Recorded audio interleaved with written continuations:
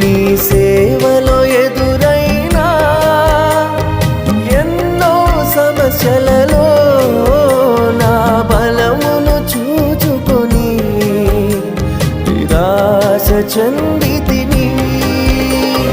భారమైన ఈ సేవను ఇక చేయలేనని అనుకొనగా, భారమైన ఈ సేవను ఇక చేయలేనని అనుకొనగా, ప్రధాన యాజకుడా యేసు నీ అనుభవాలతో బలపరచితివి.